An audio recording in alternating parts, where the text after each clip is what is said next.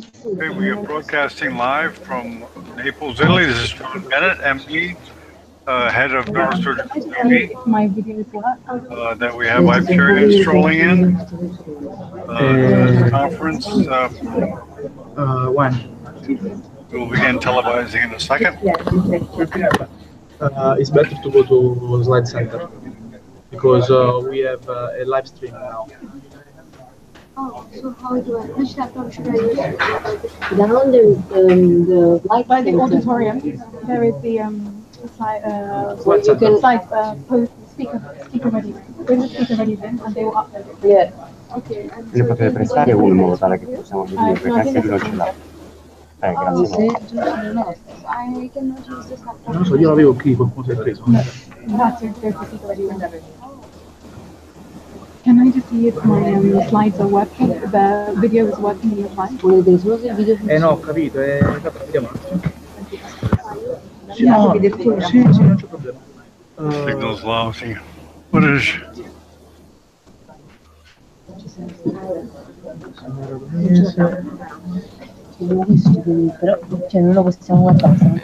Yeah, we have Dr. Cherian. Looks like he's going to speak.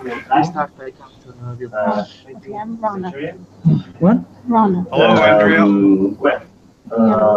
I think it's working because they tried downstairs. Now I can't try. Works this afternoon, and we'll integrate this session with the post-streaming commentary from Miami. So we call the first speaker, Dr. Rana. Sto scrivendo. Is there? Già subito. Is that Dr. Rana? Okay. Non ci vuole che dobbiamo provare. She will speak about neurotrauma, public engagement, and education using social media, art, and film. The brain book is used. Hello, are you there, Andrea? Hello, everybody. Can you hear me okay? I will ask all the speakers, please, to stay on time. Okay? Thank you very much. Thank you. As my colleague said, my name's Hira. I'm from the UK. And I've come to talk to you today about neurotrauma on the web with the example of BrainBook. So this is just what I want to cover. I just want to talk a little bit about what public engagement is, the current practices in public engagement, the idea of shared decision making, and also the concept and example of BrainBook and how we use it as a public engagement tool. So just a brief bit of history. Some of you will be familiar with this painting done in 1887. Called A Clinical Lesson. And in some places, we still haven't moved very far from this. So we have a professor, his very targeted audience, and the patient, but not much else. And some of you will be familiar with this look on your patients' faces. When you're talking to them and you're going through your management plan, they look confused, a bit puzzled, but wouldn't it be great if we could get to something that looks a bit like this? Next slide. Anybody? There we go. Where our patients are more involved in their care, they look a lot more at ease and they look more involved. And I think the best way that we can do this is with public engagement. So just a bit about public engagement and the term itself. A lot of you will probably have heard the term. It's a very broad term. It's a term that we use in all areas of work. And the idea is to promote discussion and conversation with various groups, whether those are patients, the public, medical professionals, and so on. And typically, the way we have done within the medical field, we have done public engagement at the moment, is we have the medical professionals who talk to the medical journalists, who then relay that information to the public. And this makes for great headlines, especially in the UK tabloids. You'll see very often, crazy headlines, but that's not what we're here to do. We want to get important information about people's health. And the thing about relying on medical journalists is it opens you up to medical bias or the journalistic bias, and also sometimes the key information is missed. And the way we share information within sort of the medical world or with other professionals is through conferences or literature like this. And attending these conferences is expensive, okay? And we can't do this for everybody. So we have to do better at engaging the public. And if we want to move towards this model of shared decision making, where we integrate and more with our patients so that they can understand our values better and we can learn to understand and respect their values. We need to do public engagement and we have to do it well. And how can we achieve this? For me, I think the most important thing is about eliminating or as using as less medical jargon as you possibly can. I'm sure you all do this as best as you can when you're talking to your patients. You will try very hard to break things down and to talk to them in a way you think they will understand. But we all use terms so often that we're so familiar with that we think our patients will understand. And I think if we do more to engage with the public, they will understand these terms more as time goes on. And the other thing that we have to do to make public engagement work well is to make it easily accessible for everyone. So, for those people in low or middle income countries who can't come to these conferences, or those who don't want to pay a monthly subscription for a journal, that we have something that is accessible and that is potentially free. And the other thing is, especially within neurosurgery or within the medical field, neurosurgery is still something that is sort of unfamiliar, a bit scary. We're just people that operate on the brain. It's just brain surgery, but what do you actually do? And so we have to make it something that people learn to understand. And so this is where the idea of BrainBook was born from. So BrainBook itself is an online platform. It's totally free, and it's about presenting cases, real patient cases, online through our social media. And so that's Twitter, Instagram, and YouTube. And it's currently hosted by the Royal London Hospital's Neurosurgery Department. So this is just a video of one of the cases that we've presented. So if we can play this. So as you can see, they're very high quality videos. I've had to mute it and speed it up just for this presentation's purpose. But as you will see, the videos themselves are, at the beginning, we have a case-based discussion. So either one of our consultants or one of our neurosurgery trainees will present a case. So for example, in this case, we'll be talking about this young lady who was hit by a car, and all the discussions are supported with videos and animations. So as you just saw, that was the animation of a fixed and dilated pupil, so that a layperson can understand what that really is. And then in parallel, there's conversations going on Twitter or social media to ask people what next. So for example, in this case, they wanted to see a scan, so we just saw the scan. And on that scan, we saw an acute subdural. So what do you want next? So as we move on, we then have the intraoperative footage. And again, this is all being narrated by one of our consultants or one of our trainees in lay terms. So people who are watching and engaging with the videos and the social media can understand what is happening at each stage of the operation. And it's supported with these animations, so again, to highlight the key steps and the importance of each stage of the operation and why you do it and why you do it in that way. For medical professionals who are interacting with the social media, they can ask, why is it you open the dura in that fashion? Or why is it you perform your craniectomy in that fashion? Or what tools do you use? And so on. And you'll see in a moment the kind of conversations that happen online. And as I explained, so all of this will be being narrated at the same time. So the consultant will be explaining, how he does it or the ways that work for him.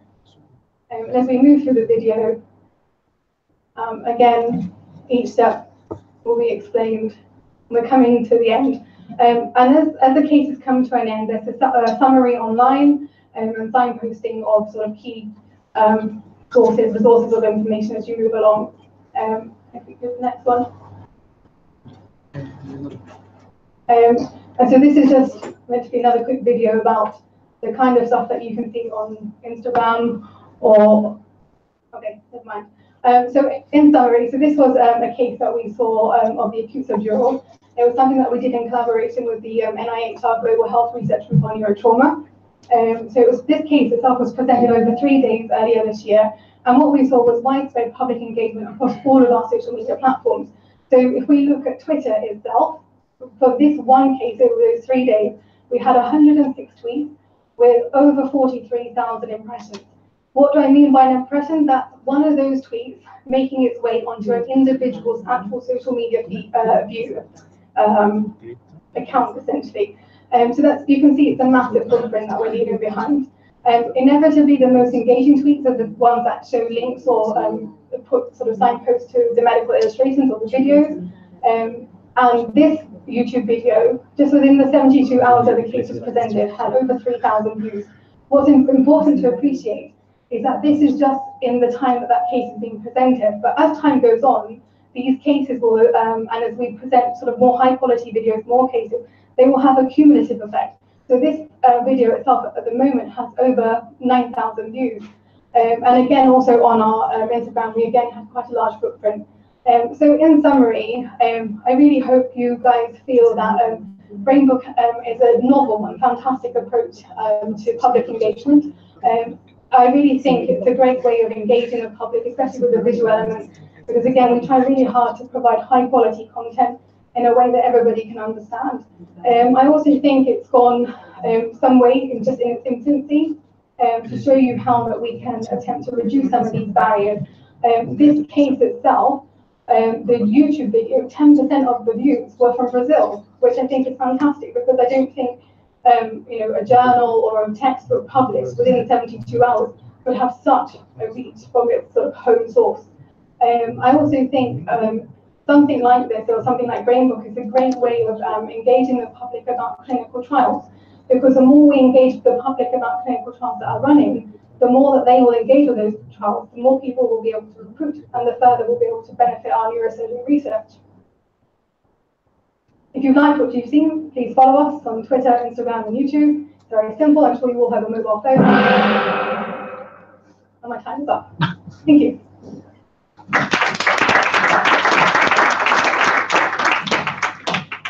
Thank you very much. Thanks for your time.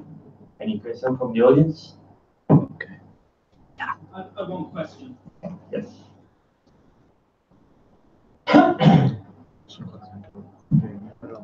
Thank you, Vila. So, Kira, I had a question about how many videos BrainBook has online and what the total number of views are currently on the BrainBook platform. As you mentioned, it's still in its infancy. Yeah, so as you're right, we're still within our infancy stage. Thank you. So BrainBook is within its infancy, and we have been doing small cases just to see how things are running. At the moment, we have about 5 to 8 cases on our YouTube channel. They show some elective work. They also show some of the neurotrauma that we see. And we have approximately 80,000 views and almost 1,000 subscribers to our YouTube channel at the moment. Thank you. Just a little comment. Not only to demystify neurosurgery, recent literature, common literature, published 2 good books that sometimes it's just my patients and also my residents and my friends that do no harm from Henry Marsh from Prince Square Hospital that really describe the life of neurosurgeon with all the problems, the troubles, the difficulties, the success and the defeat of the neurosurgery. And sometimes also literature can help demystify our job. Yeah, I mean, and these books are great, but they're not always, I mean, as I said, these books are great, but they're not always done in a language that everybody can understand. And I think the other reason why we at the Royal London were very keen to get involved with something or to promote something like BrainBook is, as a major trauma centre, 50%, 60% of our workload is trauma. And when you're talking to patients and their relatives who are comatose, and you're explaining to them, I need to take your relative to the operating theatre now, and I have to do this operation now. I think quite often, any discussions that you have with relatives is done retrospectively. But if they can have a resource that you can say to them, right, I'm going to go do this operation now, this is why we have to go do it, and have a look at, this is the surgeon who's performing your operation, look at what he does. I think it would be a really good way of getting people to understand more about what neurosurgery is, and the public rather, to understand more about neurosurgery and other healthcare professionals. Okay. Thank you very much. Yeah, considering the fact that I mean, on a lighter note, if you describe decompressive hemicraniectomy to somebody, I'm sure they'll freak out. So yeah. It's a good thing that you can do this to make them more familiar to these kind of things. Okay, thank you very much. Let's move to the next speaker. It's Dr. Rafa. Web visibility of national neurosurgical societies in Europe, a necessary tool for enhancing scientific network cooperation and information distribution. Thank you, Mr. Chairman. Good afternoon, ladies and gentlemen. So the topic of my talk will be the description of an overview and analysis of the website visibility of the National Neurosurgical Society in Europe. And this idea came from the idea of my chairman at the University of Messina. Doesn't work. For now? Okay, last year, because my chairman decided to distribute a survey on the adherence among the European neurosurgical community to the latest guidelines of severe traumatic brain injury. So we started to distribute our survey. We already presented the results in the main session this morning, and we asked the ENS to distribute this survey among all the neurosurgical European society, and we started to receive our first response. But time passes, and we started to, we were aware that we had not enough responses, so we started to look for each single neurosurgical society on the web, just Googling the name of the specific country, the term neurosurgery, and eventually the contact, the email address of the chairman. And we found a very interesting result. We, of course, were able to find the different websites of different European neurosurgical communities, but we have also many different results between the different neurosurgical societies. For example, this is the website of the Netherlands. It was really easy to surf this website because it was easy to look also and find the neurosurgical centers. So it was really visible website. In another websites, like in this case, this is the German website, was a little bit more difficult to find the information that we needed to distribute our survey, because it was in German. Only a part of the website was translated in English, and there were also some websites in which, like this, the Russian Federation, of course, it was written in Cyrillic, but there was a nice button here for the English language, but it didn't work. So we were not able to find any information to distribute our survey. So we decided to analyze the website visibility of the different European neurosurgical societies, starting from the ENS website, and we included all the countries geographically affiliated in Europe or affiliated to the ENS. And we found a total of 58 countries, and we started to evaluate the website visibility of each neurosurgical society, starting from the definition of website visibility as the capability of a website to be worthwhile for scientific collaboration, as well as for information divulgation, either for neurosurgeons and patients. And we took into consideration 3 evaluation criteria. The first is the possibility of surfing the website in English. The second was the accessibility of the list of national neurosurgical centers, with or without the institutional mail addresses. And third, the presence on the informative section with at least one of these 3 items, 3 sections: news and events, or education, of course, for neurosurgeon, or patient info. And we decided to consider a significant visibility of the website every time we found that at least 2 of the 3 criteria were fulfilled. The visibility was considered not significant but present when only 1 criteria was fulfilled, and the visibility was considered insufficient when none of the criteria were fulfilled. And these are our results. Only 14 neurosurgical societies, so the 37%, has none of the criteria fulfilled, so they have an insufficient visibility. We were not able to find their website, or sometimes in 2 cases, the website was indicated on the ENS website, but it was not accessible, didn't work. In 9 cases, 24%, the visibility was not significant, so they fulfilled only 1 of the criteria, while in 15 cases, 39% of European neurosurgical societies, we had a significant visibility, so 2 of the 3 criteria were fulfilled, but considered that only 5 websites fulfilled all the 3 criteria. So this was a surprising result from our point of view. This is the summary. You can see here the significant website visibility group, here the list, the website address, the possibility to serve the website in English or not, the list of neurosurgical centers, and the presence of the informative section. This is the non-significant website visibility, in which there was not a list of the neurosurgical centers, so it was not possible to contact this center. And this is the list of the countries of the, that had an insufficient website visibility, so no website at all, and in 2 cases, the website indicated was not accessible.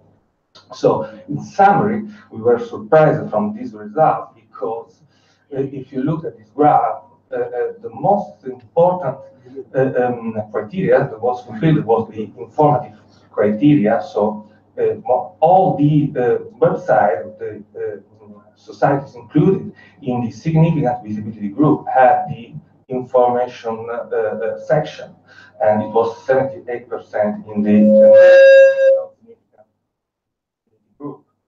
But if you look at the red column, the possibility to find the list of neurosurgical centers was 87% in the significant visibility group, but was 0 in the not significant visibility group. And at least for what concerns the possibility to serve the website in English, even in the significant web visibility group, only 0.5% of the neurosurgical website provided the possibility to use also the language, the English language. So we decided to write a letter to the editor of Acta Neurochirurgica to highlight the necessity to increase the website visibility of the European neurosurgical centers. And I can conclude saying that, of course, we live in an era in which internet web is a valuable means for research, education, patients' information, even in the neurosurgical community. And of course, despite this wide diffusion of internet, neurosurgical societies in Europe still not have a sufficient international web visibility. It's considered only 8 websites were surfable in English.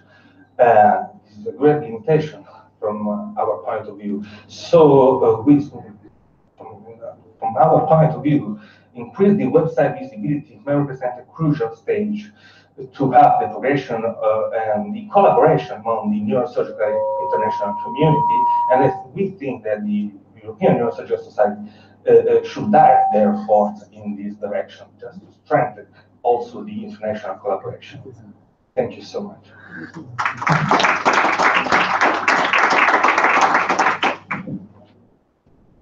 Thank you very much. Any question? Okay, thank you. Let's go on to the next speaker, Dr. Castillo from Colombia. Medical approach to post-traumatic CNS. He's not there? No, apparently not. So, Dr. Buran from Pakistan. And Andrea. So they have requested that they present half of the presentation each, but you'll have to stick to the time for.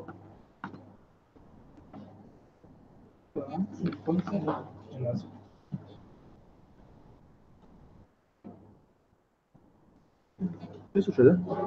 Il laser. Funziona. Il laser è quello sopra. Questo qua. Funziona? Hello, everybody. We are presenting about cisternostomy and the theory behind cisternostomy and why it should work. Okay, let's talk about CSF dynamics. This is what we are taught. This is what we know. And our understanding of CSF dynamics is mainly from the studies of Dandy and his famous experiment on the dog. But some things happen. Some things are happening, and there are many new theories, and there are many new discoveries, mainly from Professor Clarissa that presented yesterday about CSF dynamics, and all his team and other teams that are studying the CSF production and circulation. And what is clear now is that our understanding is still very incomplete. And their theory is that interstitial fluid and CSF bulk constitutes a functional unit driven by changing in osmotic and hydrostatic pressure. The CSF turnover is a result of microfiltration through the capillary bed, through the microvessels of the brain. And the anatomical basis for this thing to happen is the recently discovered lymphatic system, or the Virchow-Robin spaces. Here you can see the Virchow-Robin spaces. These are spaces that surround the microvessel, and they are constituted by a layer of glia limitans and a layer of pia mater. And so there has been a recent demonstration of a continuous exchange of fluid within these structures. So we have the vessel pulsation that pushes the fluid, the water, through the Virchow-Robin spaces, and it becomes an interstitial fluid. And then here it passes through diffusion and through astrocytary aquaporin 4 to the cerebral cells and to the cerebral parenchyma. So the CSF formation should be the result of a continuous reabsorption and filtration through this what's so-called the lymphatic system of the brain.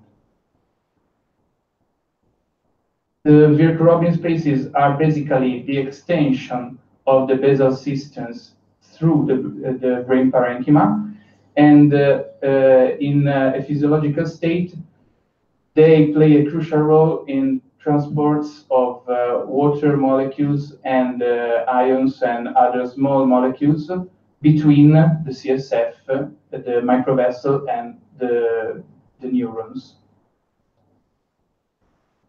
But let's now see what kind of theory we are proposing. We had to analyze before the cerebral edemas we know. We have the cytotoxic edema when we have a failure of a ATP-dependent mechanism, for example, following ischemia or hypoxia.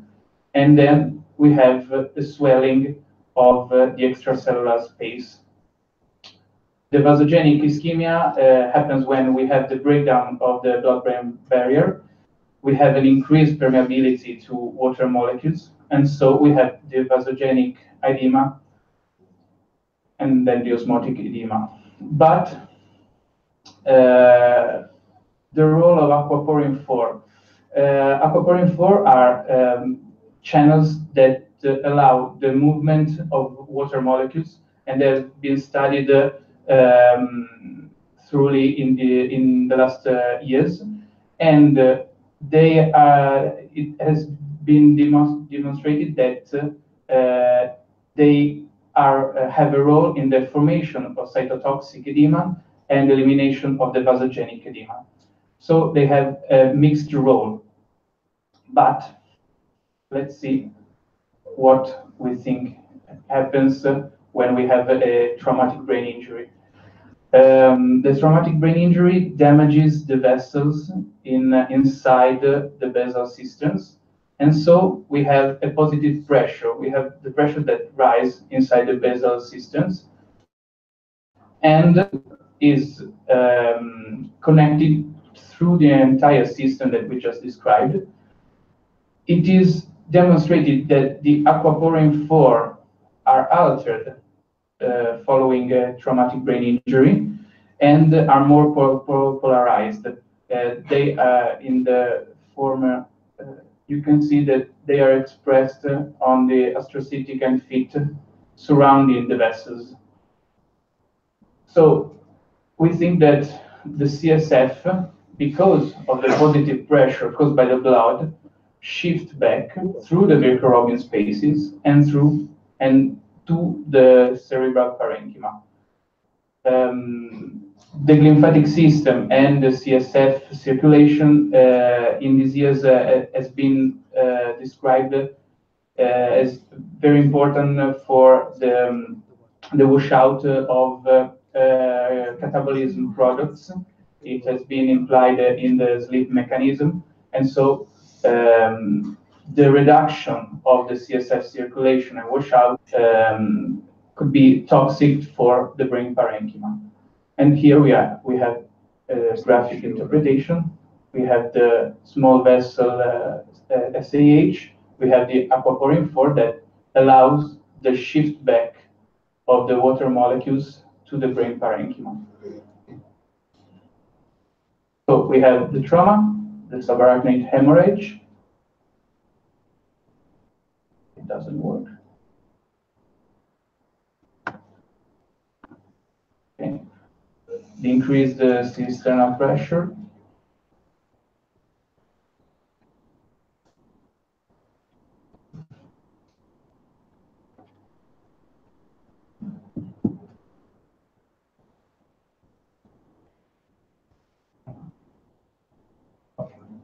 Increase the aquaporin flow channels and the brain edema that is caused. So the result is ischemia. The experimental and clinical evidences are that we have are from this experiment from Calgary in Canada. They developed a model of TBI on a rat. They did an MRI before and after the TBI, and they studied it with spectroscopy and with histopathologic examination. And what we saw is that pre-TBI, this is pre-TBI, and this is post-TBI. You can see the mean intensity has gone up. You see here the hyperintensity of the cisternal bleeding, and so we have the increasing in intensity can mean that there is more fluid inside the brain, and this fluid we think it is from the mechanism we just talked about. Also, we have this experimental. From the ELIF team, where they infused a tracer, a radiolucent tracer, inside the ventricles, you can see here, and inside the cisterns. And you can see how in 30 minutes, inside the ventricles, we have no spreading throughout the brain, and the different spreading throughout the entire brain with the intracisternal injection. Here is the graphical, and also the difference between intracisternal and lumbar infusion. This is important because some could argue that you have 5 minutes more extra time for the lady. Yeah, the lady, yeah. But otherwise, it would be long. Please. Some could say we could just take the CSF from the ventricles, but there are some difficulties. The ventricles contain about 20 to 30 milliliters of CSF, and the cistern contains a lot of more. Often it's difficult to reach the ventricles in the trauma because the ventricles are slit, they are very tiny, so it's dangerous procedures. And the former experiment gives us the evidence that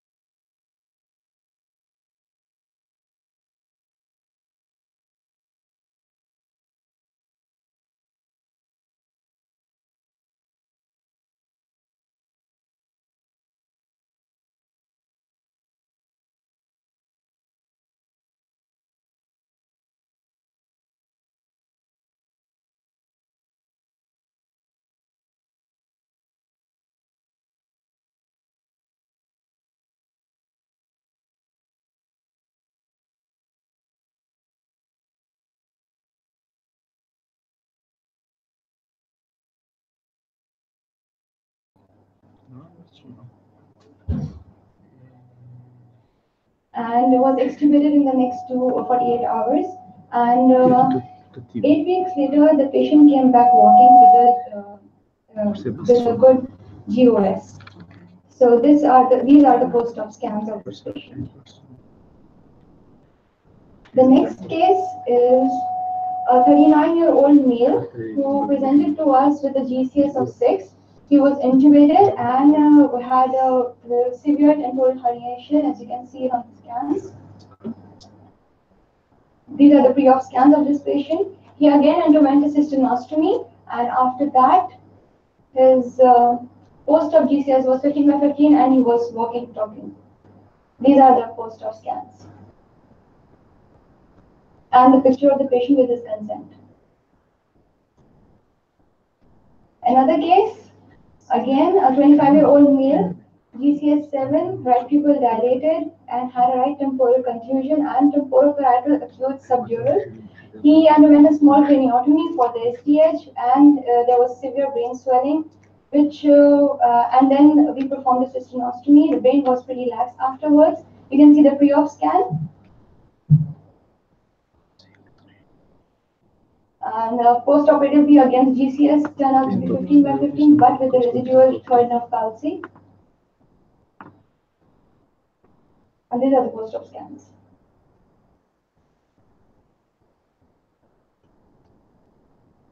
Another case, 43-year-old female, GCS 6/15, left pupil dilated, again a tentorial herniation. This was a pretty bad scan, as you can see. And upon operating via cisternostomy, this patient was extubated in 4 days with a GCS of 14, but a third nerve palsy. And these are the post-op scans.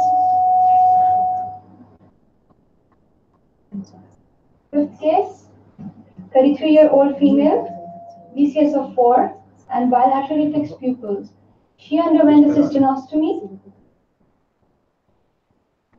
and post-op GCS was 14/15.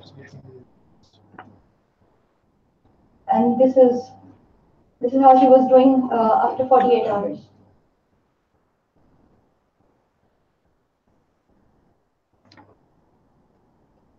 This is a 53-year-old male who had bilaterally fixed pupils. They were reactive to light, but there was a posterior fossa hematoma which was evacuated, and cisternostomy was performed. The pre-op scans. He was extubated after 4 days. As you can see, the post-op scans are pretty well.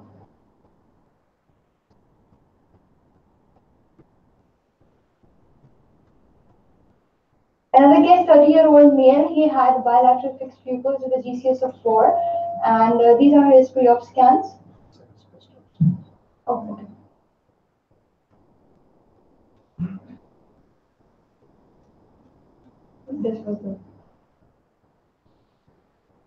This is how he did after the surgery.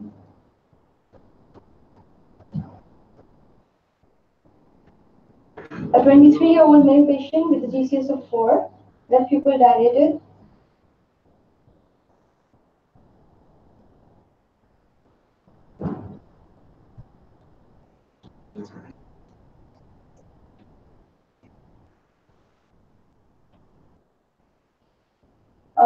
This was a 40-year-old female patient, GCS was 6, and she presented with this scan, and after 48 hours, she was talking, and she had a very good outcome of cisternostomy.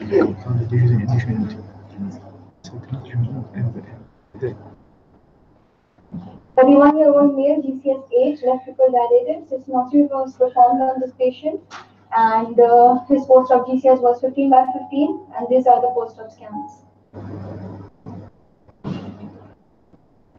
This is the last case, 26-year-old male patient with a GCS of 9.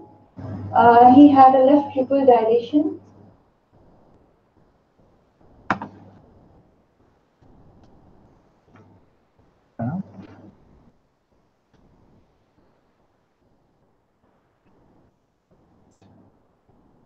Post-operatively, he had a GCS of 10 because he was intubated, and these are his post-op scans. So the idea behind these scans was to provide a clinical outcome of cisternostomy, which is based on the theory of CSF shift edema, as my colleague explained. Cisternostomy has provided an alternate, and it's more physiological means of reversing rather than anatomical. And when you compare it with DC, when we have different trials, it is proven that certainly the patients have a better outcome because the flap is always replaced. In conclusion, we can say, based on the clinical experiments and the theories which we have just suggested, that the paravascular G-lymphatic pathway is driven by the aquaporin P4 channels, which are increased in their expression in times of trauma, and they allow increased flow of fluid from the virtual organ spaces into the brain CSF, brain interstitial fluid. So this is an entirely different brain dynamic entity, and this is supportive of hypothesis of cisternostomy, which is the developing or the emerging technique for TBI. So I thank you, and I'm sorry for the time. And I would like to invite you all on behalf of the Asian Medical Students and Residents Society for this first educational course.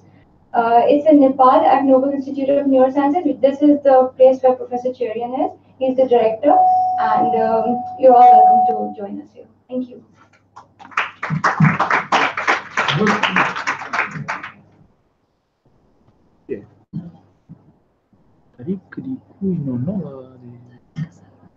The next talk would be the role of decompressive craniotomies and severe head injury patients by Tariq. Thank you very much, Mr. Chairman, ladies and gentlemen. I'm going to talk about the decompressive craniectomies in traumatic brain injuries. Basically, it is the review of the literature, the recommendations, and our experience. 10 million cases leading to hospitalization or death each year in the United States. TBI affects 1.5 million for every year. Treated medically and surgically, decompressive craniectomy is life-saving procedure. Dilemma between death and life with severe disability, open to ethical debate. Our only indication, the main indication, remains to be raised ICP, refractory to best medical management. Prevention of ICP rise, active treatment of ICP, and aggressive treatment of ICP remains to be the main goal. If you look at the historic background of decompressive craniectomy, the oldest case we found was in 4000 BC. The oldest refined skull found at Neolithic burial site of Cisternostomy, France, is more than 70 years old. In 1960 and 1970, DC was not welcome due to its poor clinical outcome. However, in 1968, Jamison and Gillen reported the results of successful surgical treatment for traumatic epidural hematoma with a mortality rate of 16% in a series of 167 patients. In 1971, reported cases of 73, out of which 50 patients was TBI, using a bifrontal DC with neuroplasty for severe brain edema. The survival rate was 18% among them. 20% of these were TBI. In 1971, Rensoff and Benjamin reported the result of treatment subdural hematoma by a wide decompressive hemicraniectomy with durotomy, which resulted in 40% of survival rate and 28% patients returning to the preoperative condition. In 1980, Jerl and Tawan reported that extensive bilateral decompressive cranectomy with durotomy offers the possibility of rapid reduction of ICP. 70% of patients died, however, 20% patients survived. In 1990, Gabb et al. Performed a post-operative prospective study with 37 patients younger than 40 years of age. They performed 19 bifrontal craniectomies and 18 hemicraniectomies. They reported 5 cases of mortality. All others achieved full recovery or remained moderately disabled. The treatment of outcome was most affected by initial post-traumatic GCS less than 7. Decompressive cranectomy, surgical control for traumatic hemicraniectomy, and improve outcome. Conclusion: DC lower ICP and raises the cerebral perfusion pressure to high normal levels in survivors compared to non-survivors. The timing of DC showed no clear trend for either good neurological outcome or death. Overall, the survival rate of 74.4% is promising and 41.9% for favorable neurological outcome. 3 main studies: decompressive cranectomy in raised ICP, DECRA, trial of DC with traumatic intracerebral hypertension rescue ICP, and STITCH, the surgical trial in traumatic cerebral hemorrhages. Decompressive craniectomy in diffuse traumatic brain injury, 2002 to 2010. This study was conducted over a period of 10 years, 8 years. 155 patients who had TBI and either GCS score less than 8 or CT demonstrating moderate diffuse brain injury were enrolled.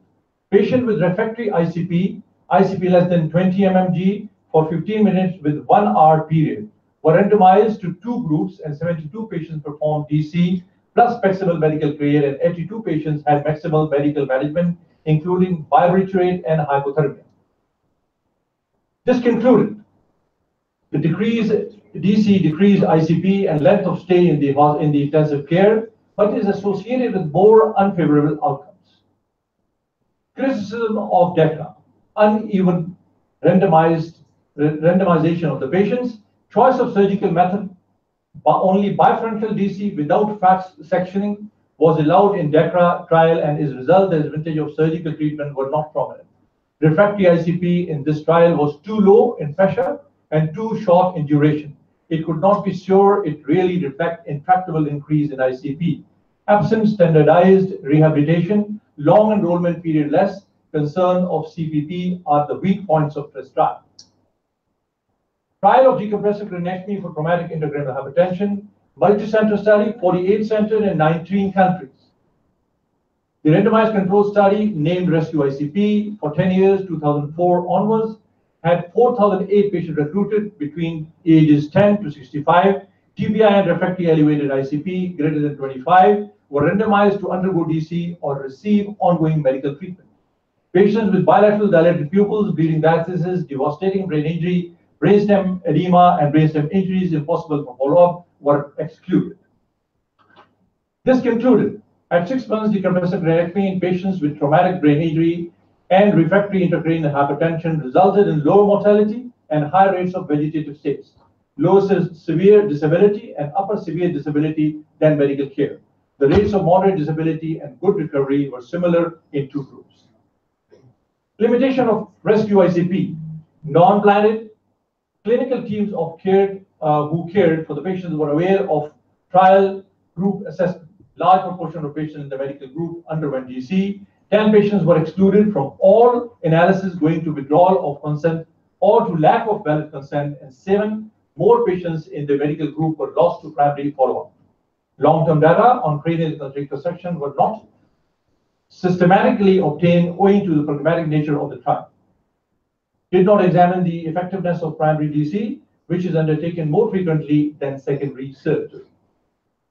Ladies and gentlemen, the last trial was that of surgical trial in traumatic intracerebral hemorrhage, STITCH trial, a randomized controlled trial of early surgical compared with initial conservative management. It's a multi-center pragmatic parallel group trial. Patients were randomized via an independent neurosurgical units in 59 hospitals in 20 countries, a very big cities. The study planned to recruit 840 adult patients. Inclusion criteria: patient had to be within 48 hours of head injury with no more than 2 intracerebral hematomas greater than 10 ml. Exclusion criteria: patient subdural hematoma, extradural hematoma that required evacuation, or any severe comorbidity that would mean that they could not achieve a favorable outcome if they made a complete recovery from their head injury. It concluded, this is the first ever trial of surgery for traumatic intracerebral hemorrhages, and indicates that early surgery may be a valuable tool in the treatment of TITCH, especially if Glasgow Coma scale is between 9 and 12, as also was found in surgical trial in spontaneous intracerebral hemorrhage called STITCH, and surgical trial in spontaneous lobar intracerebral hemorrhage, STITCH trial 2. Methodology, I'm not going to talk much about it, is simply the benefit of DC directly affected by the surgical technique. 2 main techniques widely used for DC in TBI: unilateral, frontotemporal parietal, and craniectomy and bifrontal craniectomy. Our experience: overtried, hypoxic, hypotensive patient, hardly any swelling into intraoperative. Acute subdural hematomas, temporal contusions, systemic injuries do very well after surgery. 60 to 70% ultimately ended up with radioplasty. Undertried, delayed surgery, poor outcome. Bifrontal injuries, 5% of severe head injuries should require DC, most centers around 25%. Our indications, very simple, clinical signs of raised ICP and radiological signs of raised ICP. Complications of DC, herniation through the craniectomy defect, DC plus augmentation, duroplasty would achieve a similar decompressive effect compared with leaving the dura open. Subdural effusion in 21%, post-traumatic hydrocephalus in 9.3%, syndrome of Trefine in 13%, and contralateral hematoma after decompressive seminectomy in 7.4%. We looked into 3 more areas of traumatic brain injury. This is the literature of our colleagues published for prophylactic anticonvulsant. 25% of all these patients would need anticonvulsant. When to do a tracheostomy, and last but not the least, after decompressive craniectomy, prediction of complication using physiologic, and I think we have gone in detail on that. Last but not the least, I'm going to give you a message to take home. Use of cell phone while driving.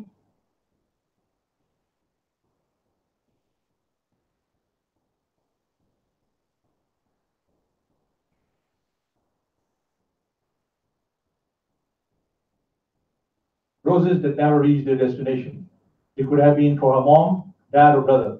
We will never know. All we know is that it could have been avoided. I thank you all very much.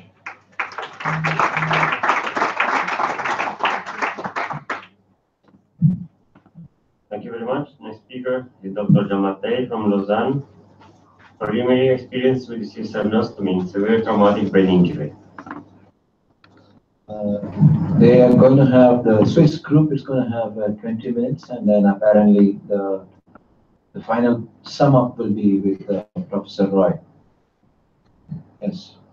So good morning to everyone. I'd like to present our preliminary experience with cisternostomy in Lausanne University Hospital. So cisternostomy is a surgical technique which has been described to control raised DCP, which includes opening of the basal cistern and then leaving a drain within the cisternal compartment in order to reverse CSF edema. We already discussed about the rationale in cisternostomy, which is communication between the cistern and the brain through the recurrent spaces, as described by Icran in 2013, the lymphatic system. So what happens in TBI, severe TBI, there is always a subarachnoid hemorrhage to make the pressure rise within the cisterns. So there is some CSF which is shift within the brain, and with cisternostomy, is it possible to reverse this shift edema, which contributes to brain swelling? What are the indications currently used in Lausanne University Hospital? This is our protocol to decompressive craniectomy. There are mostly 2 indications. First, there is a patient with a lesion exerting a mass effect, so the surgeon can remove the mass effect lesion, and then the brain is still swelling, so the bone flap cannot be replaced. This is craniectomy as primary procedure. Or the patient doesn't have a lesion exerting a mass effect, so is firstly treated with the neuromonitoring and maximal medical treatment, and then he develops a refractory intracranial hypertension. So in this case, this is craniectomy is performed as a secondary procedure. Craniectomy is a last year treatment. This is an example of the standard decompressive craniectomy.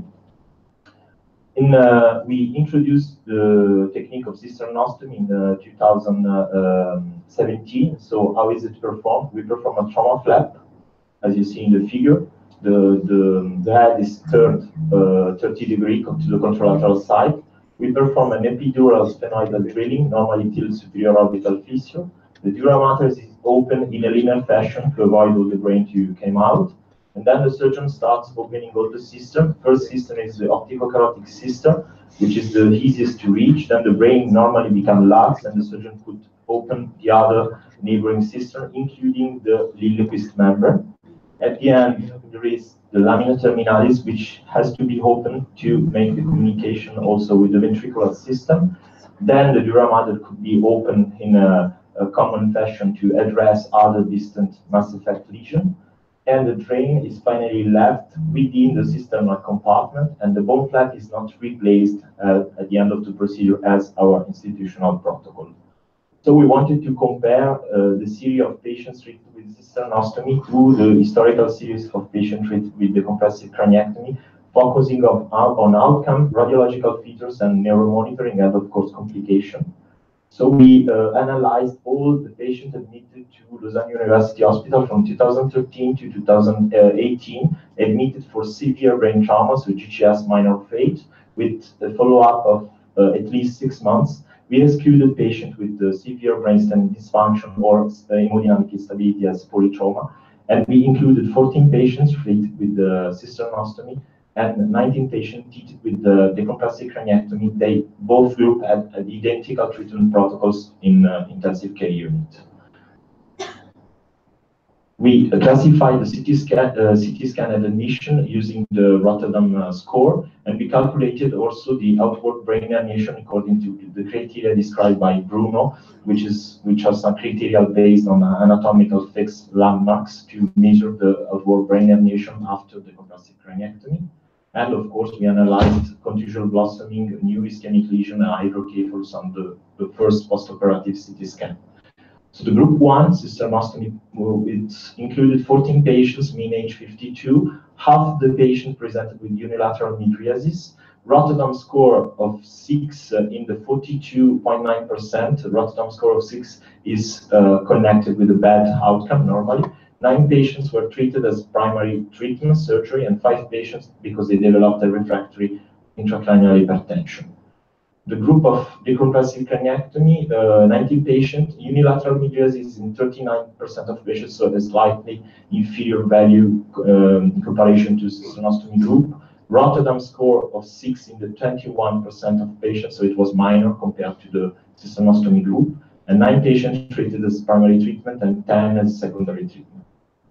So what the results we obtained? We obtained a significant less in cisternostomy group compared to the decompressive craniectomy group, and a better GCS at discharge, mean 13 compared to the decompressive craniectomy where it was 10. And then we obtained also a trend towards a better outcome at 6 months, favorable outcome intended as extended Glasgow outcome scale measure of 5. In cisternostomy group, 46.2% compared to the decompressive craniectomy, 35.3%.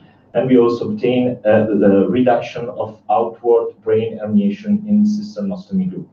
About complication, we obtained 2 subcutaneous hematoma in cisternostomy group, which required surgery, 1 in decompressive craniectomy group. 2 patients in decompressive craniectomy group developed contusions blossoming. 1 patient required an ABD for insufficient ECP control. 1 patient was treated with 1 month hydrocephalus bone reabsorption. Here, the GCS in cisternostomy group, which were significantly better, GCS 11, 12, and 13 in cisternostomy group, while in the DC group, they were distributed and there was also bad outcome like 7, 9. We obtained a better extended Glasgow outcome scale in cisternostomy group of 46.2% compared to the 35.3 in DC group.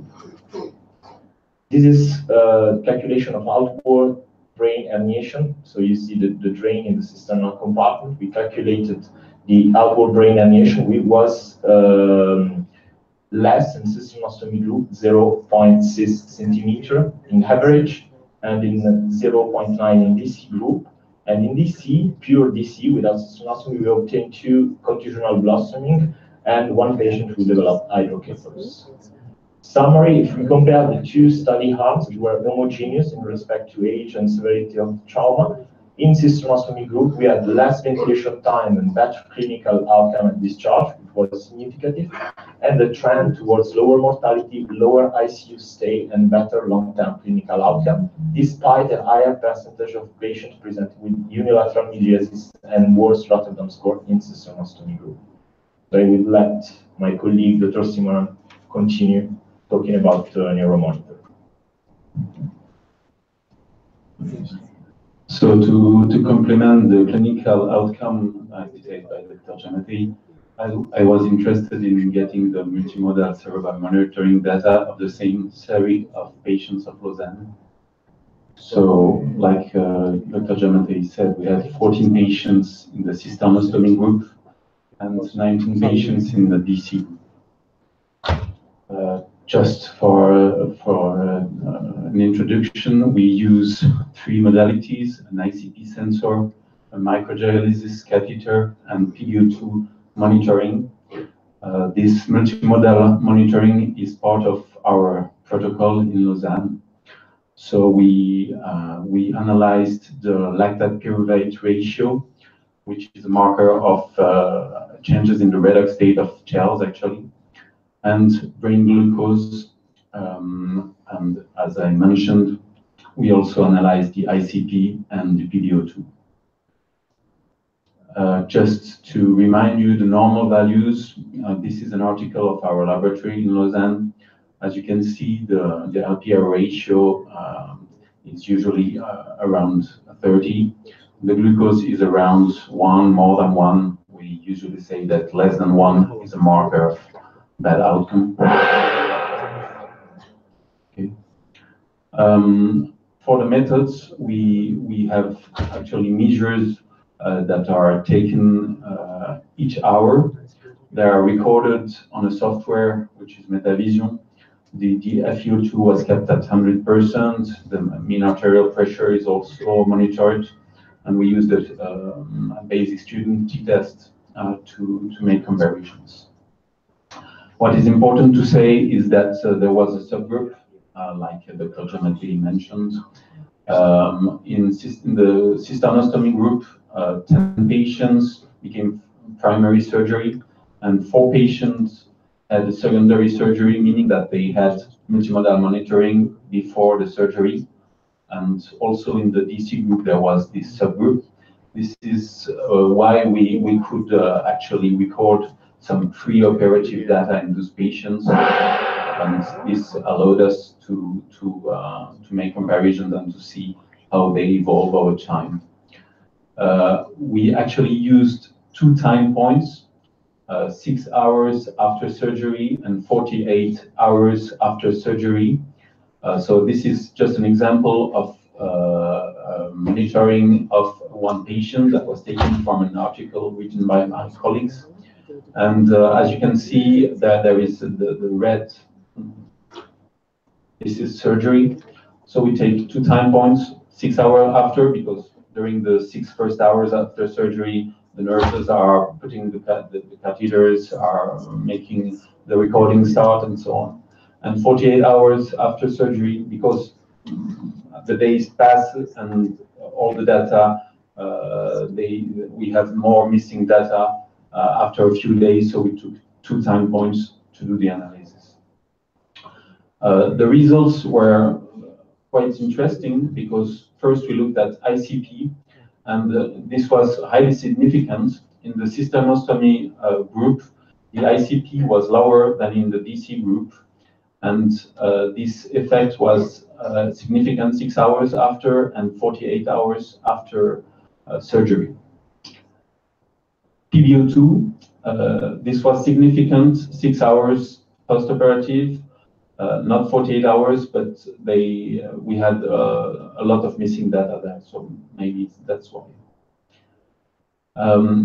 For microdialysis components, so LPR ratio and glucose, these results didn't reach significance, but there is also a trend toward a better neuromonitoring data for the cisternostomy group,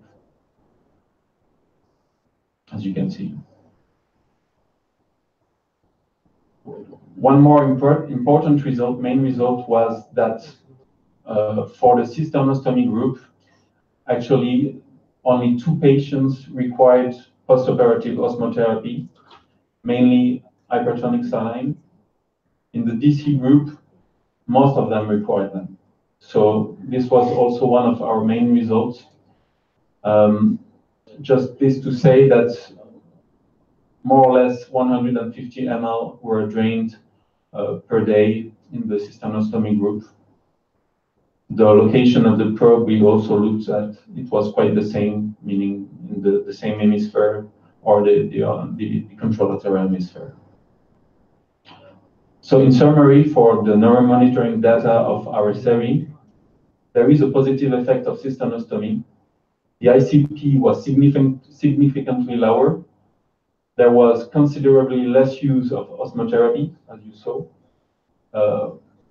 Surely there was a lot of CSF drained, not in the DC group. Only one patient had an EVD, the other one didn't have CSF drained.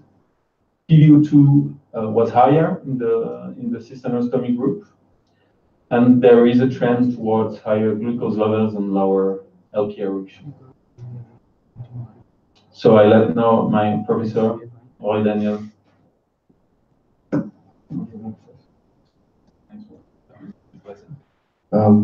Good evening.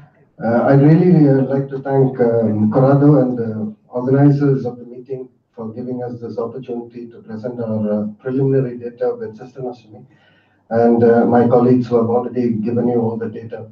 So just to put it into perspective, how do you explain a better outcome with cisternostomy? So we asked ourselves some questions, and so is the second, I mean, most of the problem with brain trauma is that you have primary brain injury for which you cannot do a great deal.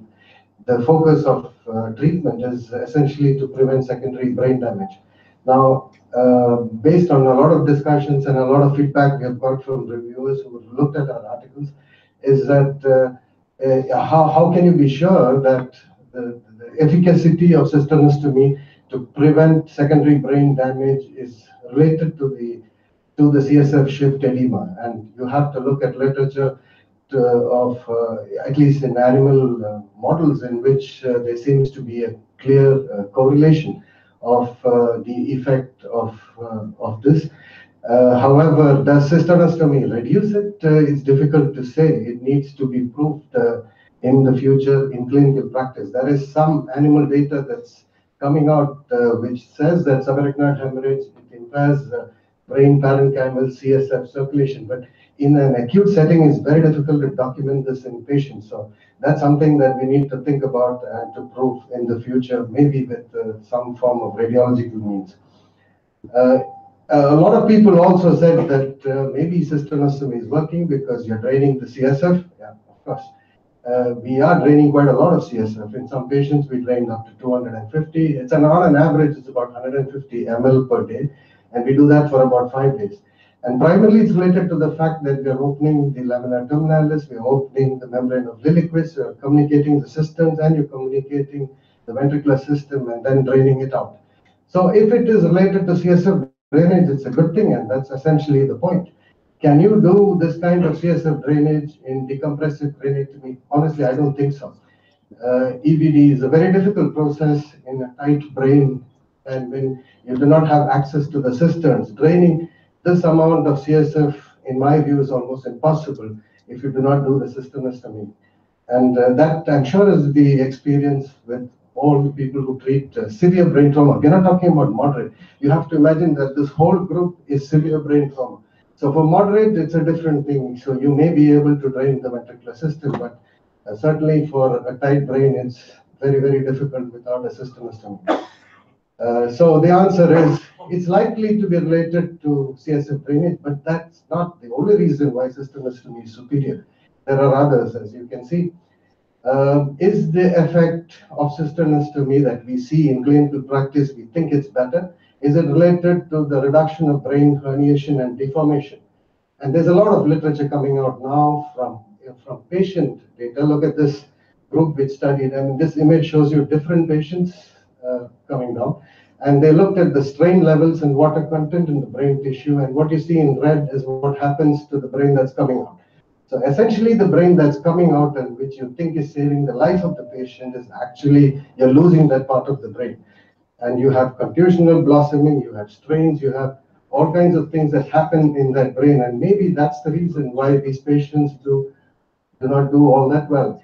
You may save their lives, but they become disabled in the process. You have mathematical models that also show the same thing. This mathematical models of bifrontal removal that again shows the strain in the tissue that comes out. The strain levels are much higher. Another topic that's often ignored in trauma is post-traumatic vasospasm. So this group actually looked at the epidemiology and the severity and the time course of a phenomenon in a very large group of patients, almost 300 patients. Yeah. And they looked at that and they found that over time, you have a lot of patients having post-traumatic vasospasm. And you find that trauma is significantly associated with vasospasm. It's similar to a subarachnoid hemorrhage, but it's often underestimated. Now, removing these clots, do they help with lessening the effects of vasospasm? This is a study in aneurysm surgery. So symptomatic vasospasm is significantly less if you have aggressive cisternostomy clot removal. Now, this, of course, you need to look and compare with endovascular CDs to see if there is an effect in this group of aneurysms. Does this removal in TBI make a difference? Possibly, but I can't answer on that question. What are the effects of cisternostomy on hydrocephalus? You look at shunt dependency rates following aneurysmal subarachnoid hemorrhage. They have clearly found in a large series that opening the lamina terminalis and the membrane of Lilliquist significantly reduces the rate of hydrocephalus. And in cisternostomy, it's part of the process. So we should be able to imagine that it's exactly like aneurysmal subarachnoid hemorrhage. And then, of course, there are the effects of washing out of toxic metabolites. I'm not going to go into further details with that. The limits of our study is a retrospective study, limited number of patients, some monitoring data that's missing, which is always the case. In future directions, we need preclinical studies to corroborate the hypothesis of cisternostomy. Advanced neuroimaging studies are coming out, which can be used in the future to study our patients. But most importantly, we need to evolve multi-centric clinical studies, different groups all around the world, so that we can study a larger patient cohort size. Fortunately, there's a big debate in the neurosurgical community on this topic, and I hope this conference takes us along to evolve a consensus of the treatment for severe traumatic brain injury. Thank you.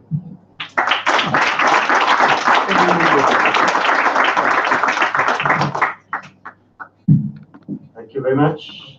A lot of meat on the grill. Very hot topics. Any question from the audience?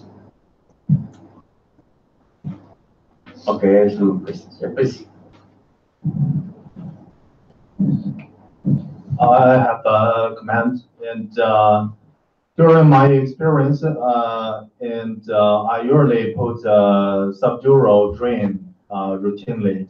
Of course, in my opinion, we open the cisterns, and after that, the brain lasts very well.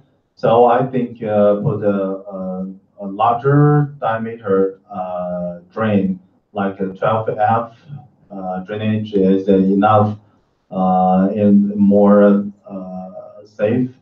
And it's about usually control the CSF drainage volume is less than 250. Thank you.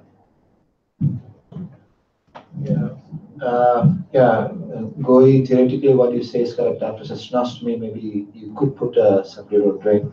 But then the advantage of putting a drain between the brainstem and the clivus is that this is a place where it's not going to collapse at any way. So a subdural drain, if there is swelling, you may have a blockade of this drain. But between the pons and between the clivus, this drain is going to drain for 5 days for sure. So this is the only thing. Otherwise, theoretically, yes, you can do it. And if you have good results with it, maybe it's everybody's perspective. I think that from a theoretical point of view, it's like to treat an external hydrocephalus. It's exactly the same. But I have some questions to you and Professor Roy. Thank you very much. Thank you to the I worked in Geneva many, many years ago.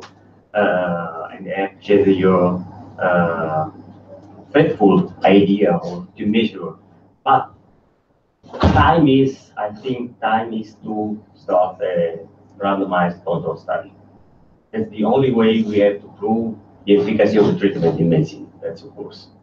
I did not understand very well. At the end of your one of the, as you say, on the your study is very interesting, but the problem is that you compare a retrospective study. So you have you start in 2017 cisternostomy, but you compare your series with the series from 2013. So that's of course is a bias on the study. The second one, at the end of the cisternostomy, you do not replace the flap. This is right. Okay. So it is also, it could be a confounding matter. For osmotherapy, you need osmotherapy because the DC, the decompressive craniectomy, lack to produce the ICP. Yes, it is absolutely. right. Yeah. Okay. Okay. Osmotherapy is used when it did not meet the levels necessary to have a normal cerebral perfusion pressure. Okay. Like in the study with Peter Hutchinson, some cases could rise from the medical treatment of these patients in both groups. But I think that, of course, we have to prove something. It's absolutely interesting. I think that it is very clear in my mind. If I evacuate a subdural hematoma and brain swelling, I could try the cisternostomy.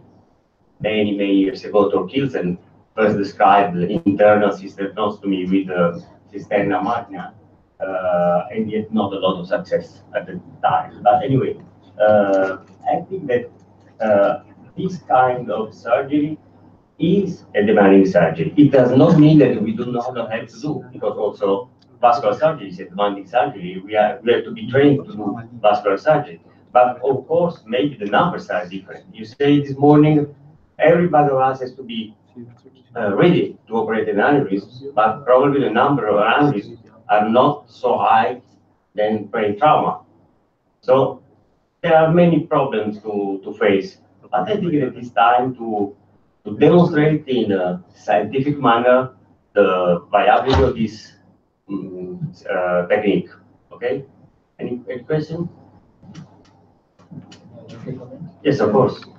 Yeah, Roy, before you say anything, can I say something? See, well, we've been doing this for 10 years, and I'm sure many of our friends have heard us saying this. Things everybody tells me is to go for a randomized controlled trial. I've never been able to do that because in my heart, I believe that I'm putting my patients at risk when I do a decompressive, because I'm sure anybody who does this, I mean, Van or Roy or anybody who does this cisternostomy right now would confirm with me that, I mean, they will be putting their patients at risk just to do a randomized control trial. Now, when people ask me, this is for the greater good, that you should prove it to the world, I mean, we are responsible to our patients primarily and not to the world. This is what I believe. So, I mean, I wouldn't put my patient at risk when I clearly know that this procedure is going to put my patient at severe brain swelling. And when I can deal with it, when my junior consultants can deal with it, why should I do that? So this is why when 10 years back, when people told me this, I knew that maybe it would never be accepted in my lifetime, but I was sure that I'm not going to do it. So randomized controlled trial, I wouldn't say is the perfect way to go. Who said it's the perfect way to go? It is the people who are doing less than 1/4 of trauma is setting the guidelines for us to the 3/4 of the world. This is not correct. So what Randall told today, what many other people, Anthony Fagagi told today, is correct. We should have opinions, expert opinions, consensus to figure out what is best instead of sticking to protocols made by randomized control. Randomized control trials, somebody said it's gold standard, and we all believe it right now. But it may not be the gold standard for the rest of the world, number one.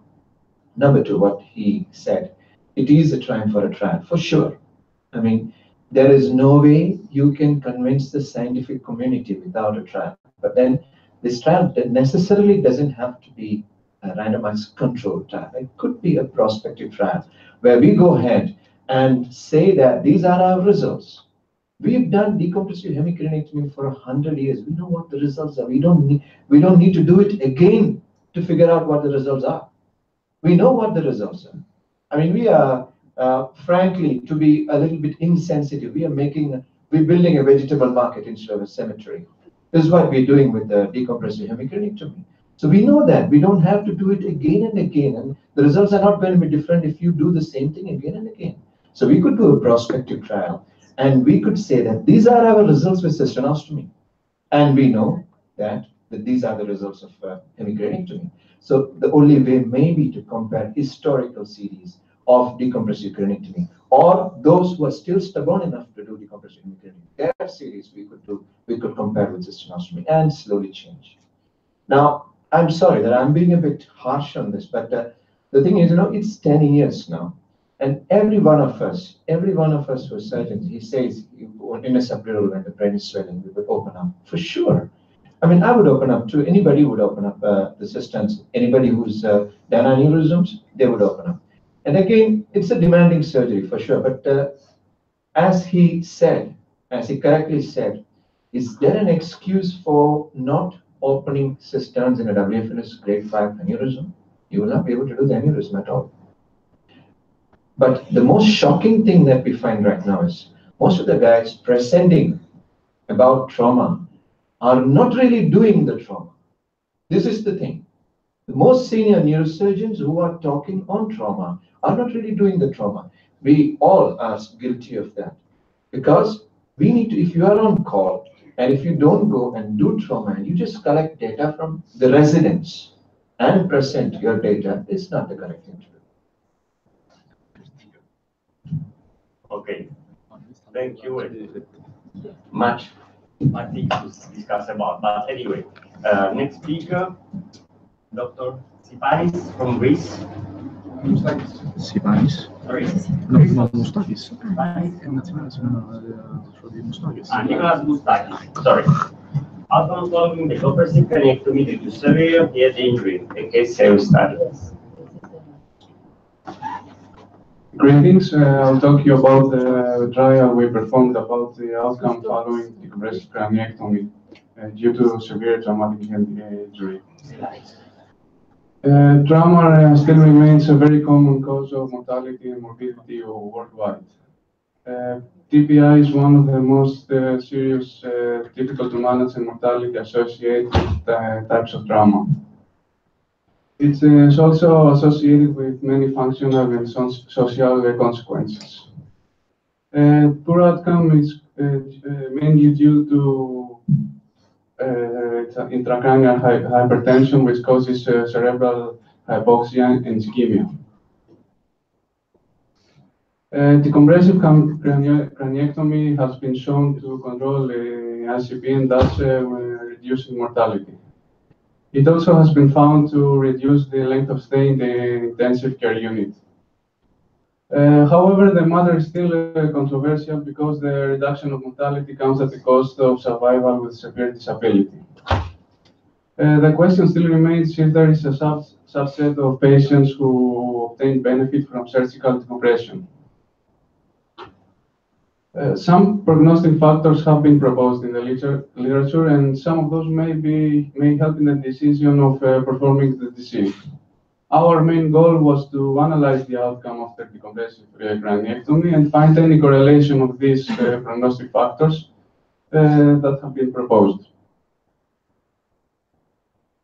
From November 2017 to February 2018, we retrieved the medical records of our patients with TBI that were hospitalized in our department the last decade. And then we analyzed these records in a retrospective cohort study. We retrieved the data from our department's database and hospital medical records file room. We found 258 patients with moderate and severe TBI. 101 of them underwent decompressive craniectomy according to our department's standard of care. Our standard of care states that severe TBI is treated with first-line therapeutic measures, such as hypertonic, saline, or barbiturates. But then when these measures fail or an emergency operation is indicated, maybe an active breast fracture or in ICP over 20 for more than 30 minutes, then decompressive craniectomy is performed. 96 of these patients were included in the study. Patients who have not undergone decompressive craniectomy or lacking outcome data were not included in the study. The primary outcome was evaluated by using the GOS and the Karnofsky scale at time of discharge. GOS lower than 4 and Karnofsky lower than 6% was defined as a poor outcome. To assess CT findings, the Rotterdam CT classification was used. We also used the combining of the GCS and the pupil response score, which was proposed by Paul Brennan as a new prognosticator regarding TB outcome. This score subtracts 1 point from the GCS from every non-reactive pupil. Then we examined the correlation of age, admission GCS, and the GCS minus pupils, the preoperative ICP and the Rotterdam CT score, with the outcome after decompressive craniectomy. The statistical analysis was made using the software SPSS, using the tests that are shown here. Then we performed a literature search using the PubMed, Google Scholar, and Cochrane library databases using the following these keywords. We found a total of 439 studies, and 29 of these were included in our study. Our mean age was 43 years old, and our mean admission GCS was 8 out of 10. It's a traffic collision. 33 patients had favorable outcomes, 28 patients survived with unfavorable outcomes, and 35 patients did not survive.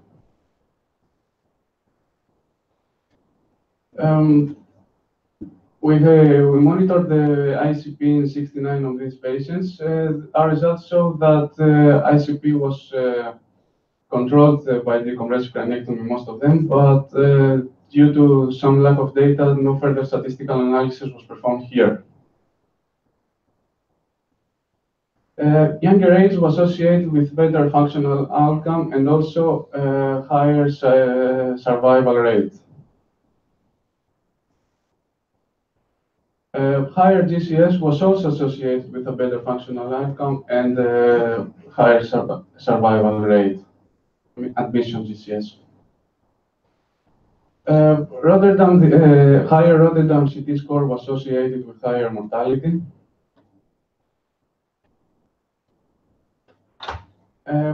Higher GCS minus pupil score was associated with higher survival rate and also a favorable outcome. There were some non-significant correlations that will not further be explored here. Our results, compared with the results found in the bibliography, showed that decompressive craniectomy can reduce the serious consequences of secondary lesions, such as the elevation of ICP. And it also seems to decrease mortality. We did not have a control group, but our numbers corresponded with the ones found in the bibliography.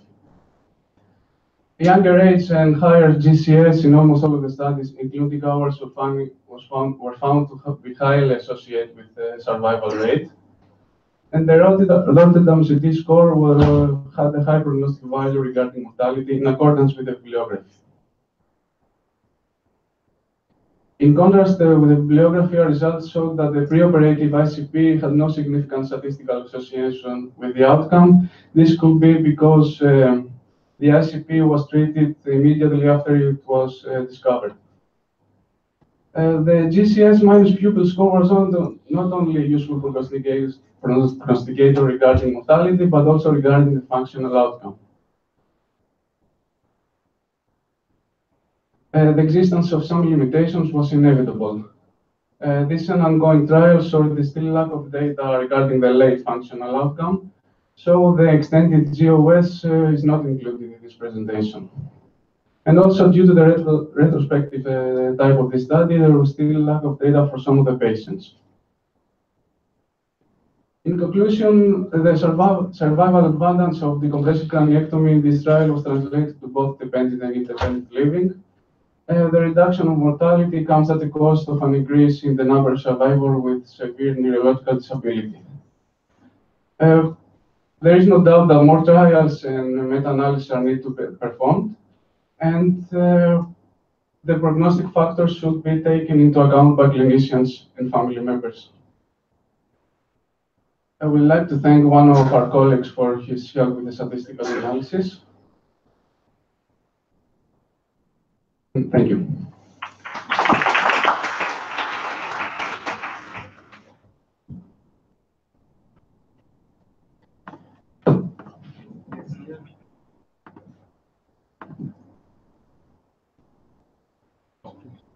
Let's move to the next speaker. Dr. Gatos, Dr. Chalapos Gatos, craniectomy for CHI Naples. Good evening from Larissa, Greece. Good evening, and my name is Gatos from Central Greece University Hospital of Larissa, Department of Neurosurgery, under the directorship of Professor Fondas. No conflict of interest. We're discussing these days all these topics about the controversies of the employment of decompressive craniectomy in closed head injuries, and the results, conclusions, and limitations of the recently published RCTs. Just some key points on these cases. We'll discuss. I would like to address the necessity of paving a new way of approaching patients with closed head injuries.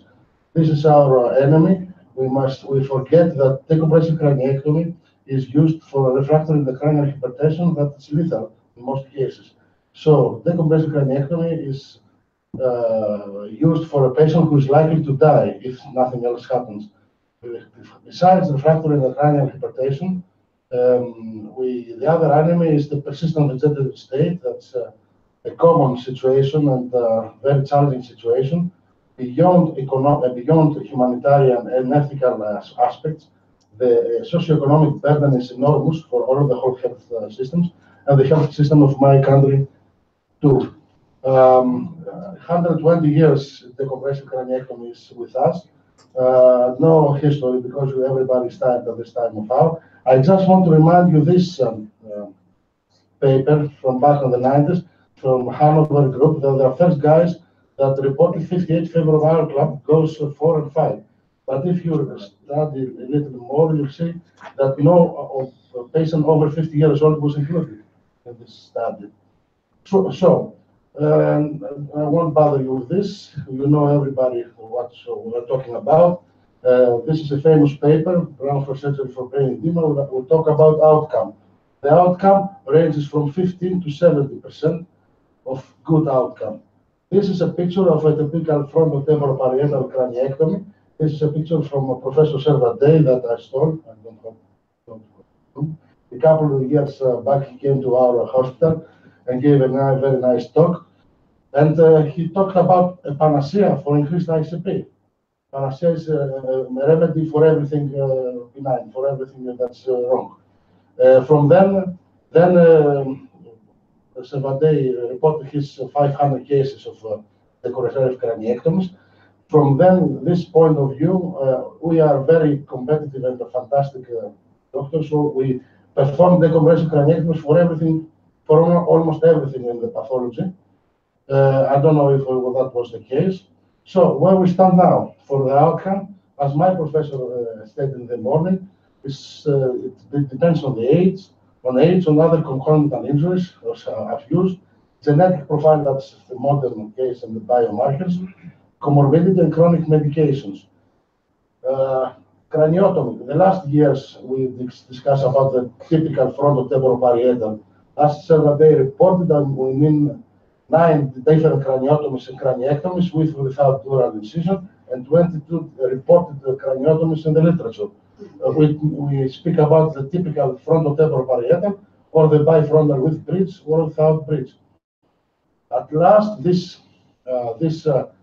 Recently, we recognize the heterogeneity of closed head injury. From a standard one-size-fits-all approach, now we are turning to more individualized approach. We must understand that closed head injury is not one entity, one pathological entity. It's a broad spectrum of entities that may require many different kinds of therapies. RCTs. Surely we have a sufficient ICP management, but as Randall Chestnut reported today in the morning, ICP is not TBI, it's not closed head injury. It's just a measurement we take in order to assess the patient. Overall outcome, DECRA, we know, the rescue ICP, it decreases mortality, that's a fact. And after rescue ICP, where do we stand? Many criticism that the increase of the number of survivors in a vegetal state, thus translating death into survival with severe disability. I should report this, but don't forget that that DC represents an aggressive intervention with significant morbidity, but will not reverse the effects of the primary disease, that's closed head injury. Many criticism of what is favorable outcome, because as Hannibal reported, in the surgical arm and in the medical arm, probably the measures are the same. And the Cambridge group, the favorable is from modified ranking scale, the upper severe disability discussed just then. But what do we mean about functional outcome? Years ago, we had the Glasgow outcome scale, that was 5 scales, certified death, or person returning to his day work. Now we're moving to this Glasgow coma extended with 8 points. This is the key part, upper severe disability. With rescue ICP, this is characterized as a good outcome. Probably there is, because this is from the stroke units from that moderate ranking scale. The Cambridge, I'll discuss it later. This is some of the results of the rescue ICP, as Dr. Corrado reported earlier. We have certainly less than mortality in the 6 months and in the 12 months. What about good recovery, favorable outcome? All is this upper severe disability, how you report it. The Cambridge guys stand with the retrospective consent of the families and the participants. Probably most patients with the new disabilities are used to it, and they can learn to live with this. And I think so too. And if you think better, with upper severe disability, there are many elderly people that live at home. I don't think the case is what's the percentage. This, I think, is more important, going faster, sorry. From the 196 randomized, 73 for medical arm, 73 went to the decompressive procedure. And what I would like to address to the audience is what we report in the RCTs is what we do every day. I think no, and Kramer reported that only 10 to 16 patients that he decompressed would be eligible in these 2 trials. And most important, we decompress every day. We decompress without the ICP. We decompress over 60 years. I decompress without bilaterals, with bilateral fixed pupils. If it's 18 years old, I will decompress them. And even with the dure hemorrhage and brainstem hemorrhage. So all these patients will not be eligible in RCTs, but it's in everyday practice. These are the guidelines that Professor Germano told us about, and nobody uses because without lack of solid evidence, there's a new reassessment of this clinical practice. And Stoketis tells that we must avoid further damage and optimize brain recovery. Going faster, well, nothing happened in the last 20 years, and we must reassess, I said, all the clinical practice again for ICP, decompressive craniectomy. But this paper was promising, again from the Cambridge group, that the last 20 years, the survival for acute subdural hematoma is 73%. They believe because the pre-hospital Glasgow coma was better and they have better neuro ICU. Some things about other measurements for outcome. The quality of light after brain injury is now a new thing in decompressive craniectomy, and SF36 in the especially in physical component score and mental component score, but it's new data, so I don't have many things to report. What I would like to point out closely is that unfavorable is not unacceptable. We all know that we must wait that closed head injury is a major problem for months. We must wait until 18 months, but this guy can drink a coffee, is happy with his disability. Closing, appropriate patient-centered discussion regarding realistic outcome expectation, and the abundant use of deep decompressive craniectomy is not optimal. Thus, it's difficult with whole DC in a young person who is at least have some chance to survive. We are expecting more from rescue CDH, that's a new thing from cables. And just remember, over treatment, we cannot save everything, and remember, we should not try to save everything in this world. Thank you very much. Any questions?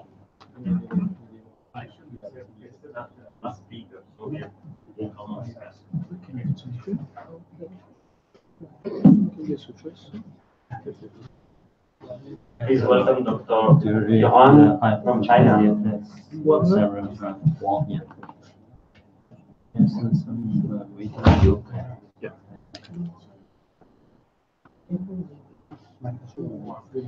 This is next.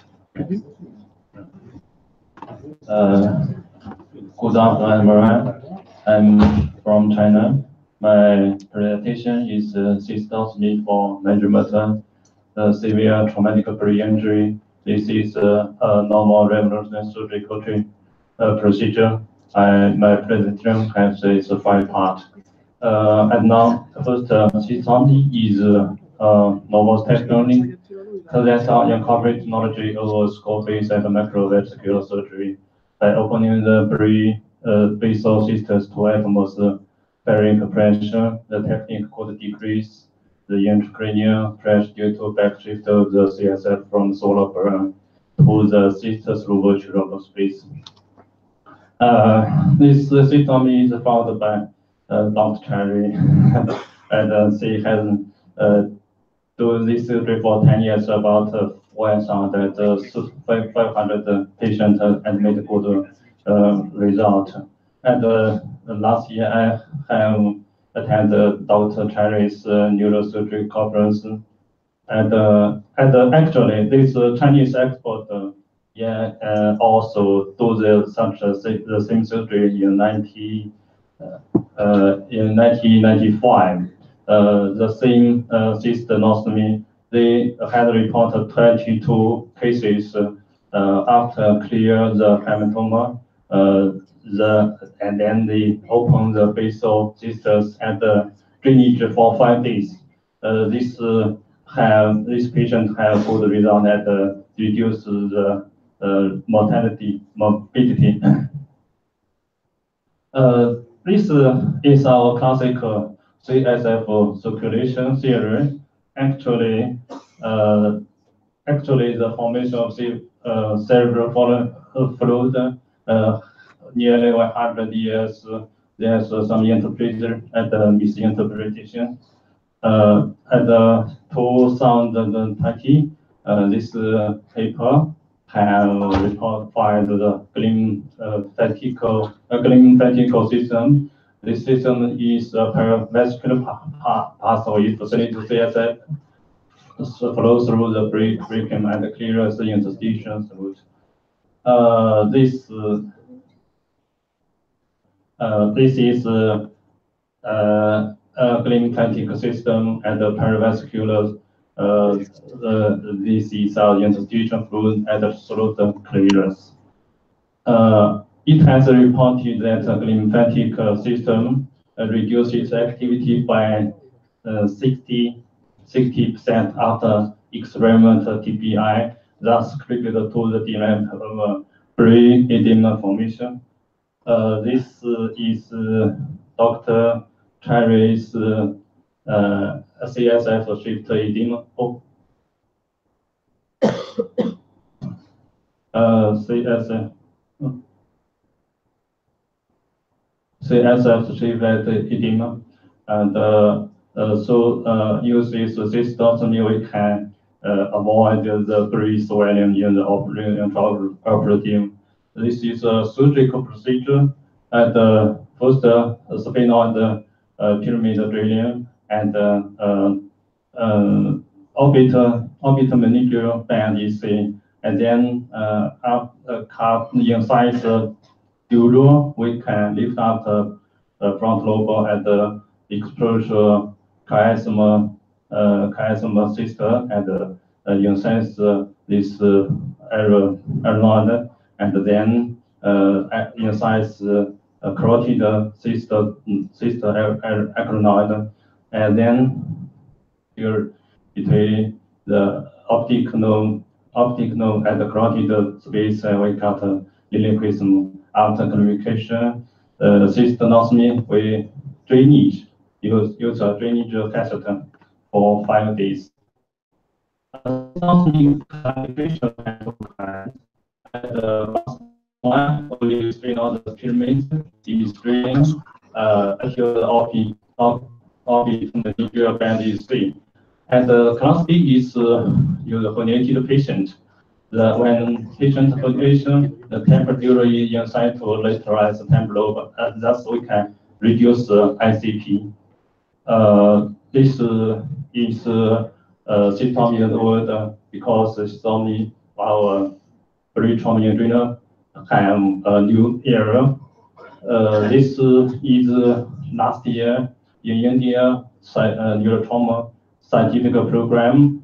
There is a debate about brain trauma. There is 3 kinds of surgery we can choose. Decompressive, craniectomy alone. This is our traditional method to cure brain trauma. And next, we can use this decompressive craniectomy and cisternostomy, like Dr. Charlie used only cisternostomy alone. And this is this year's cisternostomy about refractory post-traumatic intracranial hypertrophy. Cisternostomy they concluded the cisternostomy can this can have any immediate effect of controlling ICP and improve brain oxygenation and metabolism. This is before surgery and after surgery. Oxygenation, electricity, and the metabolism is make progress. This is my clinical cases. This patient is used cisternostomy A. This patient, female, 34 years, GCS is 8, pupils is 2.5 millimeter. React light is normal. This patient is left frontal temporal contusion.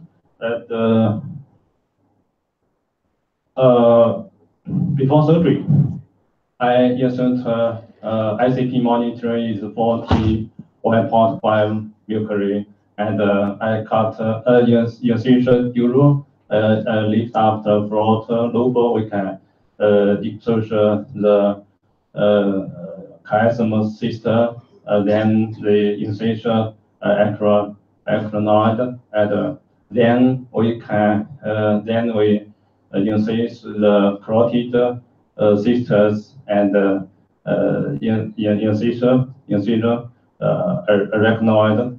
Then usually at the same time we can wash out the hemorrhage CSF, and now the brain relax and the ICP is reduced, so we can avoid the brain swelling in the intraoperative.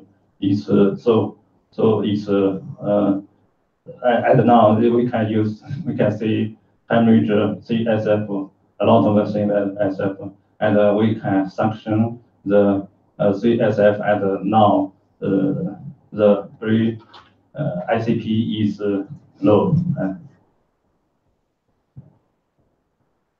Fast. And this incision linequism membrane.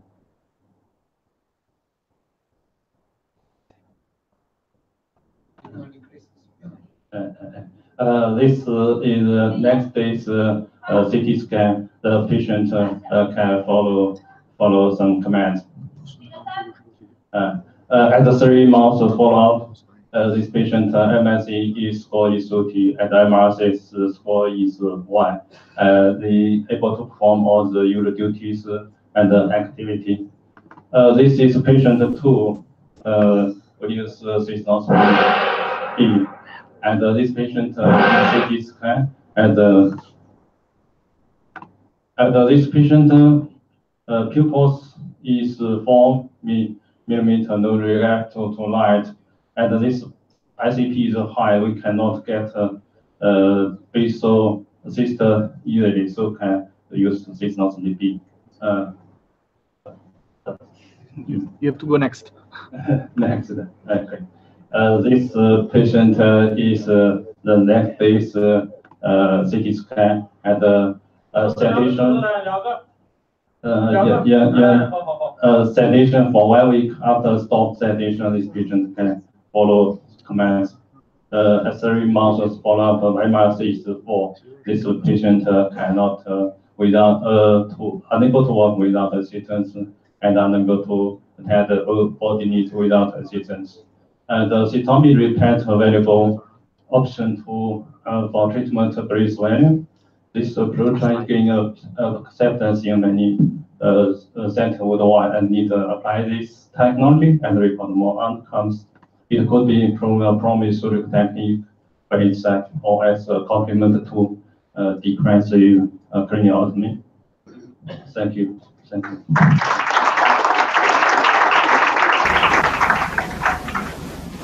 We have 10 minutes late.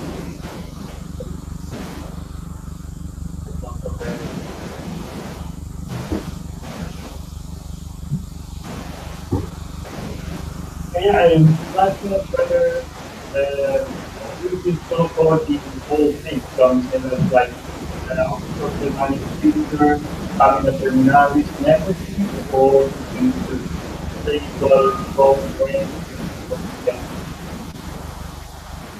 It's like every single map for all these different.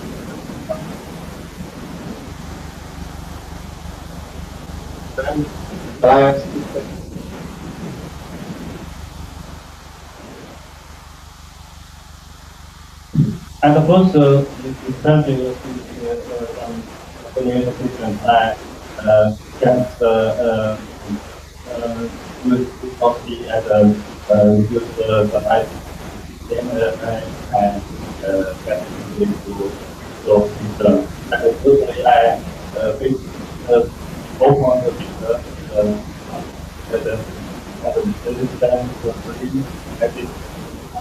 so we can then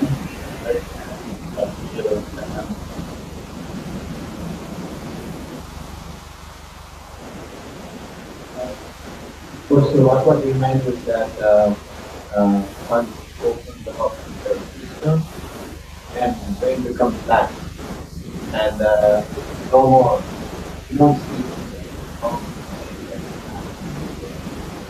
because yeah, I mean, there was a time when I was not completely happy with our point of view. I mean, when I was in I could open the middle, I could open the optic keratin and the neurotrauma, but I remember because going ahead and opening the creative natural. So that time I was not operating, that time I was operating. One of the major things for the prognostics or the result, and there is something called rebound study. So it's very important. But if somebody is not getting to the optic, like it's more dangerous to go and try and open it rather than not open it. So that's much. If I may, there is an anatomical reason for the opening of the member of the body. There are many kinds of studies, and how the member of the body will isolate the system of the vertebrae. So that is why better to open up and this is why it's very common advocate for some failures in interventricular sternostomy because you have a real separation among the.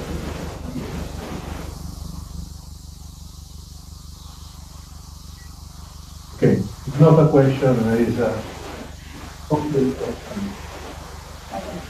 My question depends.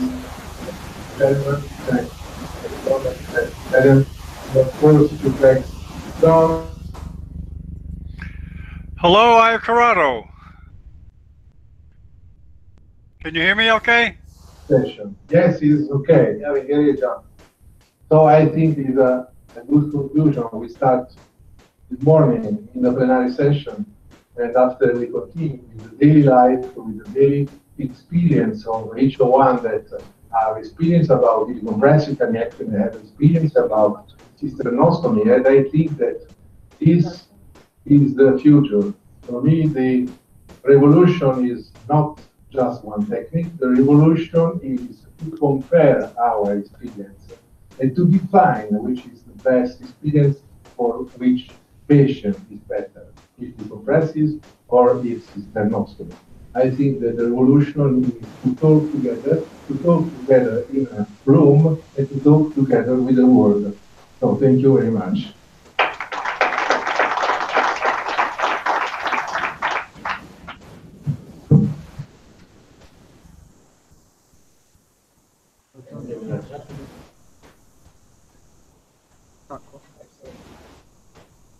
Hello, what? Can I talk to Ike?